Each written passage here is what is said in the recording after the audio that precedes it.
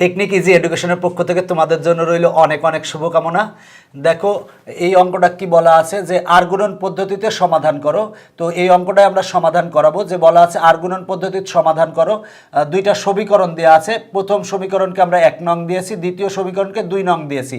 তো এই আর গুণন পদ্ধতিতে আমাকে সমাধান করতে হবে। দেখো এই প্রথম সমীকরণেরটা কিন্তু এই আমার অলরেডি এই আকারে আদর্শ আকারেই আছে, দ্বিতীয় সমীকরণটাও এই আকারেই আছে। এখন আমরা এই সমীকরণ ও এই সমীকরণের ক্ষেত্রে আমরা এই সূত্রটা জানি। তো এই সূত্রটা আমরা খুব সহজেই ব্যবহার করতে পারি কিছু টেকনিকের মাধ্যমে।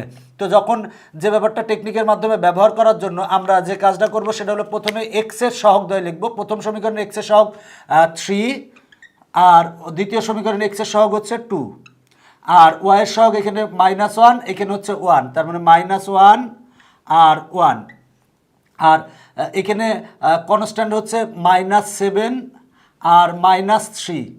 আবার এটারে বলতে পারো -7-এর সাথে 1 গুণ আছে, তার মানে 1-এর সহগ হচ্ছে -7 আর এইখানে -3-র সাথে 1 গুণ আছে, মানে 1-এর সহগ হচ্ছে -3।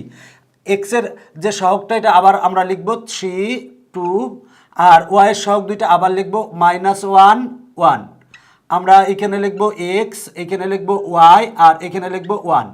এখন দেখো যে ব্যাপারটা সেটা হলো যে আমরা যদি এক্স লিখি তাহলে কি পাই দেখো, এক্স ভাগ, মানে আমরা যদি এক্স লিখি তাহলে এক্স ভাগ, যখন এক্স লিখবো তখন এই প্রথমটা বাদ চলে যাবে, কারণ যখন আমরা এক্স নিই তখন এক্সেরটা বাদ চলে যায়, সেজন্য প্রথমটা আমরা বাদ দিয়ে দিব। এক্স লিখলে এইটা -1-এর সাথে -3 গুণ বিয়োগ এইটার সাথে 1-এর সাথে 7 গুণ হবে, তার মানে -1 গুণ -3 -1 গুণ -3 আর সূত্রের মাইনাস তারপরে হচ্ছে 1 গুণ -7 1 গুণ -7 ইকুয়াল টু, যখন আমরা ওয়াই নেব, ওয়াই নিলে দেখো আমরা যখন ওয়াই নেব তখন -7-এর সাথে 2 গুণ -3-র সাথে 3 গুণ, মানে -7 গুণ 2, এবার সূত্রের মাইনাস, এবার -3-র সাথে 3 গুণ, এই 3 গুণ। এবার যখন আমরা 1 নেব তখন 3-র সাথে 1 গুণ, তার মানে আমরা লিখব 1 ভাগ 3 গুণ 1, এবার সূত্রের মাইনাস, এবার 2 এর সাথে -1 গুণ, তার মানে 2 এর সাথে -1 গুণ। দেখো তুমি যদি সূত্র প্রয়োগ করো, সূত্র প্রয়োগ করলে এইটাই আসবে। দেখো আমরা যখন এক্স নিয়েছি তার মানে এক্স ভাগ এইটা গুণ এইটা বিয়োগ এইটা গুণ এইটা। এবার যখন ওয়াই নিয়েছি, ওয়াই ভাগ এইটা গুণ এইটা বিয়োগ এইটা গুণ এইটা।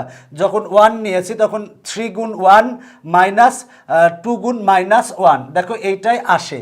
তো এখন আমরা এটাকে ক্যালকুলেশন করব। তো ক্যালকুলেশন করার জন্য আমরা লিখতে পারি বা এক্স ভাগ মাইনাসে মাইনাসে প্লাস 1 আর 3 গুণ করলে হয় 3, মাইনাসে মাইনাসে প্লাস 1 আর 7 গুণ করলে হয় হচ্ছে 7 ইকুয়াল টু ওয়াই ভাগ -7 আর 2 যদি গুণ করি তাহলে হয় -14 আর মাইনাসে মাইনাসে প্লাস 3 আর 3 গুণ করলে হয় হচ্ছে 9 ইকুয়াল টু 1 ভাগ 3 আর 1 গুণ করলে হয় 3, মাইনাসে মাইনাসে প্লাস 2 আর 1 গুণ করলে হয় 2।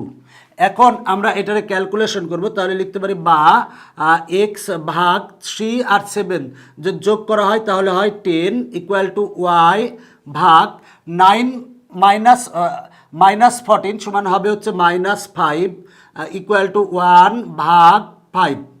দেখো যে ব্যাপারটা, এখন আমরা এইটা সমান এইটা লিখতে পারি, আবার এইটা সমান এইটা লিখতে পারি, কারণ এইটা ইকুয়াল টু এইটা ইকুয়াল টু এইটা, সুতরাং আমরা এইটা সমান এইটা এবং এইটা সমান এইটা লিখতে পারি। তার মানে এখন লিখবো x/10 ইকুয়াল টু 1/5, তাহলে লিখবো যে অতএব x/10 ইকুয়াল টু 1/5। এবার আমরা যদি আর গুণন করি, আর গুণন করলে কি পাই দেখো যে ব্যাপারটা, x আর 5 গুণ করলে হয় 5x ইকুয়াল টু 10 আর 1 গুণ করলে হয় 10, বা 5-এর সাথে x গুণ আকার আছে, পক্ষান্তর করলে ভাগ হবে, তার মানে x ইকুয়াল টু 10 ভাগ 5, তার মানে অতএব x ইকুয়াল টু আমরা পাই হচ্ছে 2, তার মানে আমরা x ইকুয়াল টু 2 পেলাম। এবার আবার লিখতে পারি y/-5 ইকুয়াল টু 1/5 লিখতে পারি, তার মানে y/-5 ইকুয়াল টু 1/5 লিখতে পারি। এখন আমরা যদি যে ব্যাপারটা আর গুণন যদি করি তাহলে লিখতে পারি বা y আর 5 গুণ করলে হয় 5y ইকুয়াল টু -5 আর 1 যদি গুণ করি, গুণ করলে হয় -5 বা y = -5 ভাগ 5, অতএব y = আসে -1। তার মানে x = 2 পেলাম আর y = -1 পেলাম, তাহলে লিখবো অতএব নির্ণেয় সমাধান x, y = দেখো x এর মান পেয়েছি আমরা 2 আর y এর মান পেয়েছি -1, তাহলে y এর মান পেয়েছি -1। এটা হচ্ছে আমার নির্ণেয় সমাধান। দেখো দুইটা সমীকরণ দেওয়া ছিল, বলা ছিল যে আর গুণন পদ্ধতিতে সমাধান করো। তো আর গুণন পদ্ধতিতে আমরা সমাধান করেছি, করলে আমরা x, y = পেয়েছি 2, -1। এটা হচ্ছে আমার নির্ণেয় অ্যান্সার। এখনকার পর্ব এখানেই শেষ করছি, পরবর্তীতে আবার দেখা হবে। Bye bye.